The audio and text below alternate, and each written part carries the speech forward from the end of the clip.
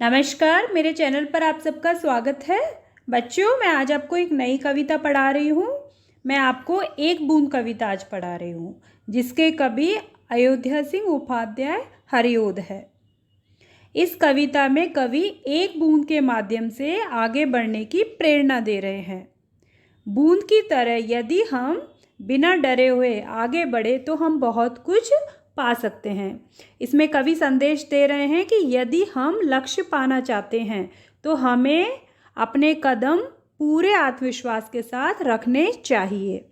पहला कदम बढ़ाने में संकोच नहीं करना चाहिए। संघर्ष और कठिनाइयों का सामना करते हुए हमें आगे बढ़ना चाहिए। तो बच्चों, अब मैं कविता शुरू करती हूँ। कविता की 4 पंक्तियाँ देखिए शुरू की।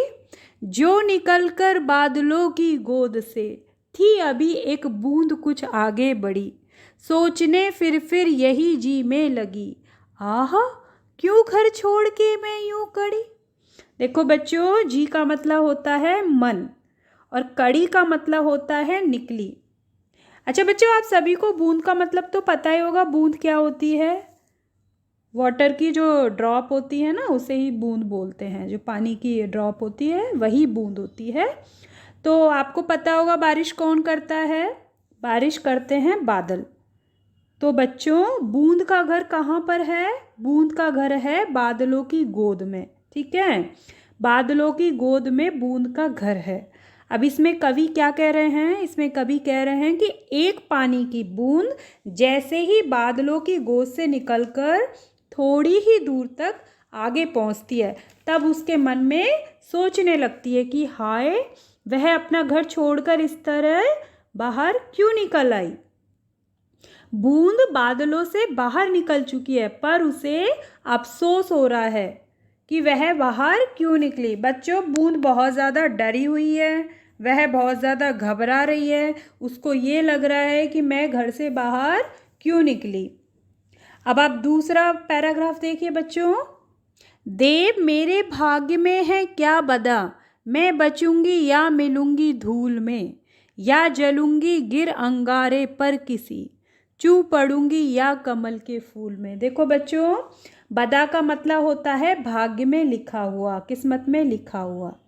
और अंगारों का मतलब होता है दहकते कोयले। और चू पड़ने का मतलब होता है टपकना। बच्चों, ये जो 4 पंक्तियां हैं ना, इसमें कवि ने बूंद की निराशा की स्थिति को दर्शाया है। ठीक है, और इसमें कवि कह रहे हैं कि बूंद बादलों की गोद से निकलने के बाद ईश्वर से पूछती है, भगवान से पूछती है, हे भगवान, उसके भाग्य में क्या लिखा है, मतलब उसकी किस्मत में क्या लिखा है। क्या वह बाहर निकलकर बच पाएगी, या धूल में मिलकर मिट जाएगी, या फिर किसी अंगारे पर गिरकर जल जाएगी, या कमल के फूल के दलों पर गिर जाएगी। देखो बच्चों, उसे डर लग रहा है, वो बहुत ज़्यादा निराश है। उसे लग रहा है कि उसका अस्तित्व खत्म हो जाएगा, क्योंकि उसे लग रहा है कि यदि मैं धूल में मिल गई या अंगारों पे गिर गई तो मेरा तो जीवन ही खत्म हो जाएगा। तो वह बहुत ज़्यादा दुविधा में है, डरी हुई है, और उसे नहीं पता कि उसके भाग्य में क्या लिखा हुआ है। और वह बहुत तरह के विचार अपने मन में ला रही है, और वो बहुत ज़्यादा दुविधा में है। उसे नहीं पता कि आगे क्या होने वाला है। अब आप तीसरा पैराग्राफ देखिए बच्चों।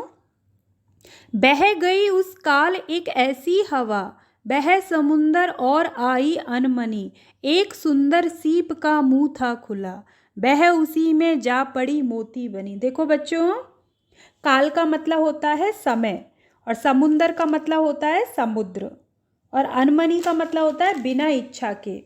जिसकी इच्छा नहीं हो, बिना इच्छा के को अनमनी बोलते हैं।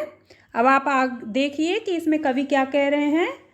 कवि कह रहे हैं कि बूंद तो बहुत ज़्यादा दुविधा में है, और बूंद सोच रही है कि उसके भाग्य में क्या लिखा है, उसकी किस्मत में क्या लिखा है।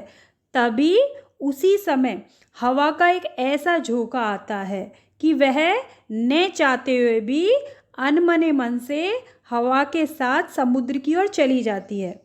मतलब वो सोच ही रही होती है, तो अचानक क्या होता है, हवा, बहुत तेज़ हवा चलती है, और हवा से वो कहाँ चली जाती है? समुद्र में चली जाती है। और जब वह समुद्र के पास पहुंचती है तो उस समय सीप जो होती है ना, सीप का मुंह खुला होता है और वह बूंद सीप के मुंह में गिर जाती है और बाद में वो क्या बन जाती है, मोती बन जाती है।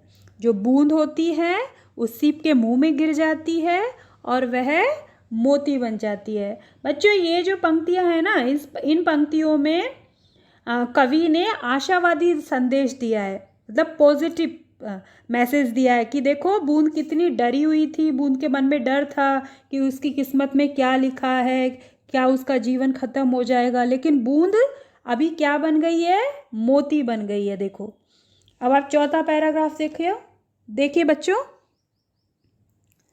लोग यूं ही है झिझकते सोचते जब तक कि उनको छोड़ना पड़ता है घर, किंतु घर को छोड़ना अक्सर उन्हें बूंद लो कुछ और ही देता है कर। देखो बच्चों, इसमें अक्सर का मतलब होता है प्राय और लो का मतलब होता है की तरह या फिर समान।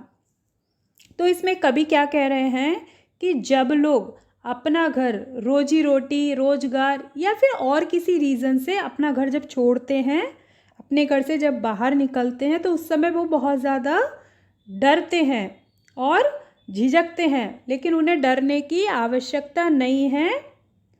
उन्हें भी बूंद की तरह सफलता ज़रूर मिलती है। देखो बच्चों, जैसे कि अभी आप लोग हो, अभी आप पढ़ रहे हो, तो अगर आपको जैसे डॉक्टर बनना है, इंजीनियर बनना है या फिर और कोई पढ़ाई करनी है, तो आपको घर से तो बाहर निकलना ही पड़ेगा ना, क्योंकि आपका भी कोई लक्ष्य है। उस लक्ष्य को प्राप्त करने के लिए आपको पहला कदम बढ़ाना ही बढ़ाना पड़ेगा।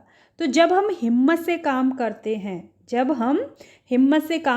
हैं, तो हम भी बूंद की तरह अपना भाग्य बदल सकते हैं। तो कवि कह रहे हैं कि जो लोग हिम्मत से काम करते हैं वो बूंद की तरह अपना भाग्य बदल सकते हैं।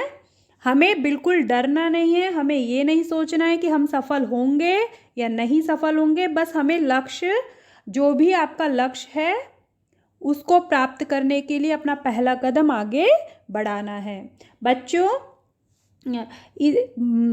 इसमें क्या है ना, जो कवि है ना, वो ये कहना चाह रहे हैं कि हमें आशावादी दृष्टिकोण रखना है, हमें पॉजिटिव सोचना है, हमें नेगेटिव बिल्कुल नहीं सोचना। हमें हमेशा यही सोचना है कि हम ज़रूर सफलता को प्राप्त करेंगे, सफल होंगे हम, हमें डरना नहीं है।